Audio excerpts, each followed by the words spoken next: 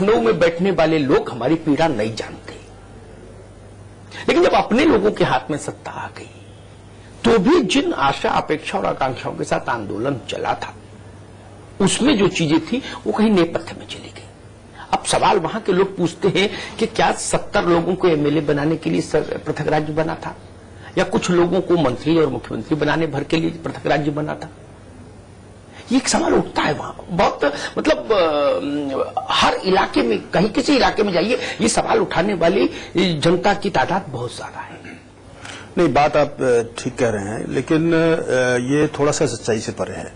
सच्चाई से परे इसलिए है क्योंकि 5 वर्ष मुझे इस राज्य के योजना मंत्री रहने का सौभाग्य मिला है, और मैंने जो 2007 से लेकर के 2012 तक जो योजनाएं हमने बनाई और जो हमारे 13वीं पंचवर्षीय योजना में वो योजनाएं सब सम्मिलित हुई, उसके साथ साथ 12वीं पंचवर्षीय योजना में सम्मिलित हुई, और उसके साथ साथ जिसका हमारा मूल लक्ष्य था, देखिए आपने जो विषय उठाया कि आखिर जन आकांक्षाएं क्या थी, क्यों राज्य बना, सवाल बहुत बड़ा है। सवाल क्या है कि जैसा एक जुमले में कहा जाता है कि जवानी और पानी दोनों उत्तराखंड के काम नहीं आता, ये एक जुमला बहुत लंबे अरसे से चला आ रहा है, और इस जवानी और पानी को उत्तराखंड के काम में लगाए जाना एक बहुत बड़ी चुनौती थी।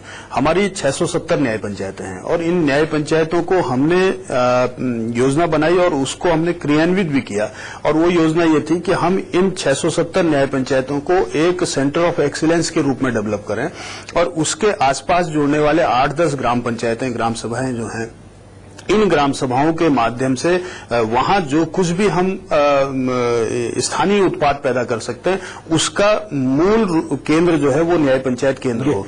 इस तरह से हमने उसको मॉडल विलेज के रूप में डेवलप करने की योजना बनाई, और प्रत्येक माह में एक न्याय पंचायत स्तर के जो हमारे अधिकारी कर्मचारी हैं वो वहां स्थापित रहेंगे, वहां मिनी सचिवालय की स्थापना होगी, और सरकार की सारी योजनाएं उसके माध्यम से अंतिम व्यक्ति तक पहुंचे। इस योजना को हमने अटल गांव योजना का नाम दिया, जिसका जानकारी आपको होगी, वो हमने प्रारंभ कर दी। और हमारा ये बहुत दूरदर्शी सोच थी, जिसके आधार पर हम ये चाहते थे कि गांव से जो रोजगार की खोज में जो युवा निकल रहा है उसको कहीं जाने की आवश्यकता न पड़े, वो वहीं। लेकिन प्रकाश जी, हकीकत जो दिखने में आ रही है कि पहाड़ खाली हो रहे हैं, मैदान पर आबादी का घनत्व बढ़ता जा रहा है। इसका मतलब कि पहाड़ पर जो सुविधाएं हमको देनी चाहिए थी शासन को, वो शायद 13 वर्षों में नहीं दे पाए शासन। नहीं, वही मैं बताना चाह रहा हूं। जैसे 670 न्याय पंचायतें जिस समय हमने टेक ओवर किया था, इन 670 न्याय पंचायतों में से 88 न्याय पंचायतें ऐसी थी जिनमें सड़क तक नहीं थी, हमने वो सब बनाई। हमने ये बनाई 36,967 हमारे यहाँ गांव हैं, उन गांव में पेयजल व्यवस्था मुहैया कराने के लिए हमने जो स्वजल परियोजना थी उसको बेहतर तरीके से मेरा जल कहने का भाव उन गांव के अंदर पैदा हो, मूलभूत आवश्यकताएं। अब ये जो 670 हम अटल गांव बना रहे थे, इन गांव में हम शिक्षा की व्यवस्था देते, हम इसमें स्वास्थ्य की व्यवस्था देते, हम इसमें मार्केटिंग की व्यवस्था देते, विपणन की व्यवस्था देते, ताकि वहां के उत्पाद उस सेंटर ऑफ एक्सीलेंस में ही पहचान उसकी बन जाए और वहां से बाहर न जाने पहचान की बात की। उत्तराखंड राज्य ही अपनी कोई एक यूएसपी नहीं तय कर पाया 13 साल में। नहीं, हमारी यूएसपी है। हमारी यूएसपी एक पर्यटन प्रदेश के रूप में है, देवभूमि के रूप में है, और बल्कि हमने तो एक वाक्य कहा था जब मुझे सौभाग्य पर्यटन मंत्री का भी रहा। हमने कहा कि हम यहाँ पर्यटकों को आमंत्रित करना चाहते हैं, और हम ये चाहते हैं कि ये पर्यटक आए तो पर्यटक बन करके, लेकिन जब ये वापस जाए तो वो तीर्थयात्री बन करके जाए। हम ऐसा माहौल देना चाहते हैं, लेकिन दुर्भाग्य से दैवीय आपदाओं के चलते हुए इस दौरान बहुत परिस्थितियां खराब हुई। आपको मैं याद दिलाना चाहूंगा, हिमाचल से तुलना करें तो उस राज्य ने एक अपनी यूएसपी डेवलप कर ली, उससे उसकी अर्थव्यवस्था में भी सुधार हुआ। उत्तराखंड वैसी बिल्कुल स्पष्ट यूएसपी तो नहीं डेवलप कर पाया। देखिए, हमने आप उत्तराखंड खुद को ऊर्जा प्रदेश भी बताने लगते हैं नेता लोग कभी कभी। जी हाँ, पता लगता है बिजली संकट नहीं, ऊर्जा प्रदेश कभी बताते पर्यटन है, फिर कहते जी होटल खाली पड़े हैं, पर्यटक नहीं आ रहे। तो कहीं मतलब एक घालमेल जैसी स्थिति है, कहीं कोई विजन का जो एक स्पष्ट रास्ता होना चाहिए, वो नहीं दिखा। जो मैं अपने समय का बता रहा हूँ, सवाल आज के समय की स्थिति खराब। सवाल इस बात का नहीं कि आप जब थे तब उत्तराखंड के लिए क्या किया, नहीं, आज सवाल है कि 13 वर्षों में उत्तराखंड को क्या मिला। देखिए, ये तो एक निरंतरता रहती है, सरकारें आती जाती रहती हैं। एक योजना जब चलती है, उस योजना की उसकी शुरुआत रोकी नहीं जानी चाहिए। जैसे आपको मैं बताऊं, पर्यटन प्रदेश की बात आपने कही, ऊर्जा प्रदेश की बात कही, दोनों बातें सही हैं। हमारा ऊर्जा प्रदेश भी है और हमारा पर्यटन प्रदेश भी है। सवाल क्या है कि इसको बनाने की जिम्मेदारी किसकी है? सरकारों की होगी। हमने पर्यटन प्रदेश बनाने के लिए UNWTO से सहयोग मांगा। UNWTO ने फ्री ऑफ कॉस्ट हमारा मास्टर प्लान बनाया। मास्टर प्लान के आधार पर हमारा ईस्टर्न सर्किट, वेस्टर्न सर्किट और कॉर्बेट जोन, 3 जोन हमारे बनाए। उन तीनों जोनों को अवस्थापना सुविधा मुहैया करने के लिए हमने ADB से बात की। ADB ने हमको फाइनेंस भी दे दिया। 450 करोड़ रुपया आ भी गया उसके बनाए जाने के लिए, सर्किट बनाए जाने के लिए। हमारी आबादी 1 करोड़ है और हमारे यहाँ आने वाले टूरिस्ट की संख्या 3 करोड़ है, अर्थात हम अपनी 3 गुना संख्या से ज्यादा हमारे पास टूरिस्ट आता है। हम उस पर्यटन व्यवसाय को बेहतर तरीके से ला सकते हैं, विलेज टूरिज्म को बढ़ा सकते हैं। हमने 17 विलेज ऐसे डेवलप किए जिसमें हम गांव ग्रामीण पर्यटन को ले सकते थे। गांव के घर के अंदर पर्यटक रहे और वो वहां से उसकी अर्थव्यवस्था भी मजबूत हो। आखिर एक बात विचार कीजिए, अगर एक पर्यटक आता है तो रिक्शे वाले से लेकर के बस वाले पूरी अर्थव्यवस्था का चक्का घूमता है। अब ये जो भी दैवीय आपदा आई, इस आपदा में हमारा आरोप सरकार पर ये था, हमने कहा कि आपने हमारा पर्यटन व्यवसाय चौपट कर दिया। आज आप कह रहे हैं होटल खाली है। होटल खाली होने का कारण क्या है कि मुख्यमंत्री जी टीवी के सामने हाथ जोड़ करके कह रहे हैं कि आप हमारे यहाँ मत आइए, हमारा राज्य तबाह हो गया है, फिलहाल कोई ना आए। अब दैवीय आपदा तो उच्च हिमालय शिखर पर आई थी, दैवीय आपदा इधर तो आई नहीं थी। अब भाई आखिर मसूरी खाली था, नैनीताल खाली था, रानीखेत खाली था, अल्मोड़ा, कौसानी, ये सब खाली थे। हरिद्वार में तक जो है धर्मशालाएं खाली रह गई।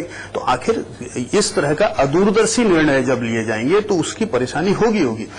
आपने ऊर्जा प्रदेश की बात कही, हमारे पास 32,000 मेगावाट बनाए जाने की क्षमता है और आज हम 3,600 मेगावाट बना पा रहे हैं। आखिर कौन करेगा? हमने कहा कि रन ऑफ द रिवर पे हम बनाएंगे। हमने योजनाएं, छोटी जल विद्युत परियोजनाएं, वो जो है भ्रष्टाचार की भेंट चढ़ने की बात कही गई। छोटी जल विद्युत परियोजनाएं बनती, उन छोटी जल विद्युत परियोजनाओं के माध्यम से गांव के लोगों को 100 किलोवाट से नीचे की योजनाएं बनाने का अवसर मिलता। उससे ऊपर जो है हम ओपन बिडिंग कराते, लेकिन उस पर भी शिकायतें हुई और ये हुआ, वो काम आगे नहीं बढ़ पाया। आज की सरकार ने फिर वो बड़ी बड़ी परियोजना बनाने की बात कहने लगे और उसका परिणाम ये हुआ कि न ये हुआ, न छोटी हुई, न बड़ी। देखिए, जब हम उत्तराखंड में बड़ी विद्युत परियोजनाएं लाते हैं तो उनके निजी लाभ क्या होते हैं, सरकारों को वो अलग सवाल है, लेकिन प्रकृति का संतुलन गड़बड़ा जाता है। दुनिया भर के पर्यावरणविदों ने चीख चीख कर कहा, लेकिन उत्तराखंड ने सुना नहीं किसी को।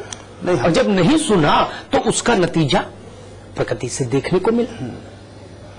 नहीं, वो विषय बिल्कुल आप ये कहेंगे कि ये हमने जिसको रिकमेंडेशन दिया था, हमने छोटी जल विद्युत परियोजनाओं को रिकमेंडेशन, हमने रन ऑफ द रिवर पे लगाने की, जहां बड़े डैम बनाने की आवश्यकता नहीं थी। वो जो जल प्रपात है, जो उसकी स्वाभाविक करंट है, जो बिजली, जो उसके अंदर ऊर्जा है, उस ऊर्जा का दोहन हमने करना था।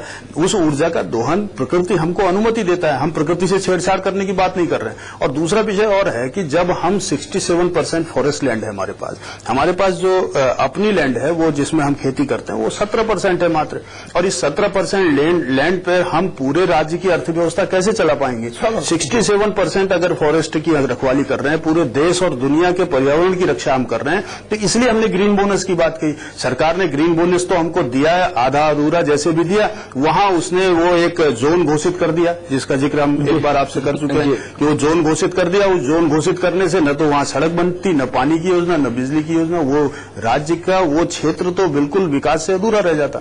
ये सारे सवालात हैं जिन सवालात पे जो हमारे सरकारों में बैठे हुए लोग हैं उनको बहुत गंभीरता से विचार करना चाहिए, ताकि ये राज्य की जनता जो 1 करोड़ की आबादी है, जिसमें से 60% जनता ग्रामीण क्षेत्र में। लेकिन सरकार में गंभीरता दिखती नहीं ना, सवाल तो वहीं पर खड़ा होता है। बजट आप खर्च नहीं कर पाते और उसके बाद कहते हैं कि विकास के लिए हम चिंतित हैं।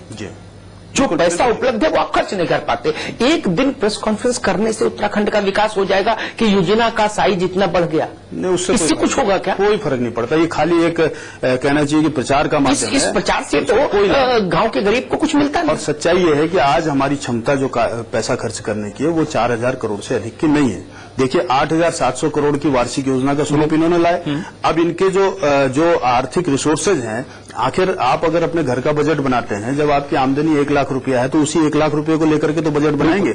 आप अगर 2 लाख रुपए का बजट बनाते हैं घर का, आमदनी आपकी 1 लाख रुपया है, तो फिर खर्च तो आप 1 ही लाख में करेंगे ना, 1 लाख कहां से लाएंगे? वही स्थिति राज्य की है। 8700 करोड़ का बजट इन्होंने बनाया, इनकी कुल आमदनी 6000 करोड़ से ऊपर नहीं है, और उस 8700 करोड़ में से 6000 करोड़ की इनकी आमदनी है, जिससे इन्होंने 14000 करोड़ रुपया वेतन देना है नॉन प्लान का पैसा कहीं से आना नहीं है।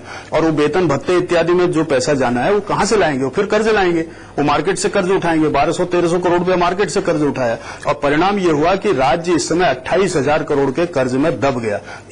एक बच्चा पैदा हो रहा है तो 28000 रुपये का राज्य का कर्जा लेकर के पैदा, केंद्र का कर्ज नहीं, राज्य का कर्ज 28000 रुपये का एक आदमी पर 28000 करोड़ का कर्जा लेकर के राज्य इस समय वर्तमान में। ये कारण क्या है कि ये खुले हाथ से ऐसे रेवड़ियां बांट रहे हैं जैसे इन्होंने कभी दोबारा आना नहीं है, और राज्य की अर्थव्यवस्था चौपट हो गई। आज के समय बहुत गंभीर वित्तीय संकट से राज्य गुजर रहा है। पंत साहब, आपको नहीं लगता कि टोटकों की राजनीति हो रही है उत्तराखंड में? बिल्कुल।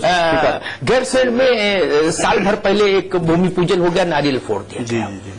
कि शायद जो एक ये था कि भाई पहाड़ों की सुध नहीं लेती सरकार, तो एक इमोशनल इशू को एड्रेस करने की कैबिनेट मीटिंग कर ली, उसके बाद से वहां कुछ सुध लेने नहीं गया। कुछ नहीं, कोई 1 साल हो गया, किसी ने शिलान्यास, वहां तो मेरे ख्याल से एक बोरी सीमेंट भी नहीं लगा होगा। ना, शिलान्यास का पत्थर उस दिन रखने गए थे 14 जनवरी 2013 में, और 14 जनवरी 2014 में जब वो वहां के क्षेत्रीय विधायक ने कहा कि मैं कांग्रेस के विधायक हैं, इन्होंने सोचा था, सच्चाई ये है कि इन्होंने सोचा ये शिलान्यास रखने से हम ये जो नगर पालिका के इलेक्शन है इसमें हम जीत हासिल कर लेंगे। गैरसैंण जो नगर पंचायत है, उस नगर पंचायत जहां इन्होंने शिलान्यास किया था, वहां कांग्रेस के प्रत्याशी की जमानत जब्त हो गई, जमानत नहीं बचा पाया वो। अब वही स्थिति लोकसभा इलेक्शन की है। लोकसभा इलेक्शन में ये सोच रहे हैं उसके आधार पर हम अपनी बैतरणी पार कर लेंगे, लेकिन यहां का प्रत्याशी तीसरे नंबर पर, चौथे नंबर पर जाएगा कांग्रेस का। प्रकाश जी, यहां मैं आपको रोकना चाहूंगा, वक्त है एक छोटे से ब्रेक का, आप कहीं मत जाइएगा। हम यूं गए और यूं वापस आए, और उसके बाद बातचीत आगे बढ़ाएंगे प्रकाश पंत जी के साथ।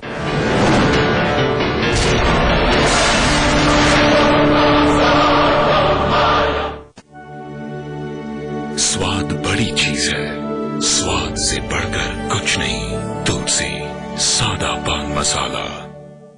ब्रेकिंग न्यूज, हंटर चाय का बजट पैक थोक मूल्य 135 रुपए प्रति किलो, क्वालिटी की 100% guarantee. State bank of India भरोसे का नाम। मसूरी देहरादून विकास प्राधिकरण से मान्यता प्राप्त आवास विकास योजना फॉरेस्ट लवाना हरिद्वार रोड देहरादून में अपना फ्लैट पाने का सुनहरा मौका। रजिस्ट्रेशन खुलने की तारीख 20 जनवरी और बंद होने का दिन 28 फरवरी। उत्तराखंड में स्टेट बैंक की चुनिंदा शाखाओं पर फॉर्म उपलब्ध और रजिस्ट्रेशन फीस फाइनेंस सुविधा भी। जल्दी करें और याद रखें, आवास विकास योजना फॉरेस्ट लवाना हरिद्वार रोड देहरादून। कभी तो ऐसा ख्वाब देखिए जिसमें हजारों ख्वाब शामिल हो। जब दूसरों के ख्वाब पूरे करोगे तो अपना कल बनते देखोगे।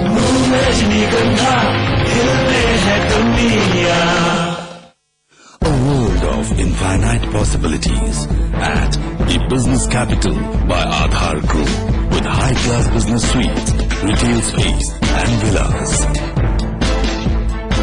Aadhar Group.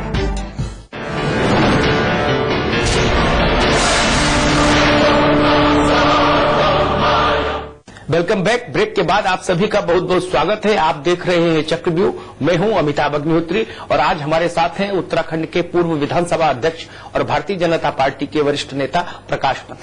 प्रकाश जी, गैरसैंण में एक टोटका हुआ, हमको पता था कि उसका कुछ होना जाना नहीं, लेकिन जिन लोगों ने शहादत दी इस आंदोलन में, राज्य को बनाने के आंदोलन में, जैसे 40-50 परिवार आइडेंटिफाई कर लिए सरकार ने, कोई बड़ा काम नहीं था। उनके सम्मान की रक्षा और उनके जीवन जीने की आर्थिक सुरक्षा भी उत्तराखंड की सरकार सुनिश्चित नहीं कर पाई इतने वर्षों में। इससे शर्मनाक कोई बात हो सकती है क्या? 40-50 घरों का जिम्मा नहीं ले सकती सरकार? सन 2000 में जब हमारी सरकार बनी थी और 2000 से 2002 तक हम सरकार में रहे थे, हमने 3 बड़े निर्णय लिए थे। और जिसमें पहला निर्णय ये था कि जो शहीद हो गए हैं उनके परिजनों को समुचित आर्थिक सहायता दी जाए और उनके एक परिजन को सरकारी सेवा में नौकरी दी जाए, और तत्काल प्रभाव से हमने वो 40-45 जितने भी थे लगा दिए।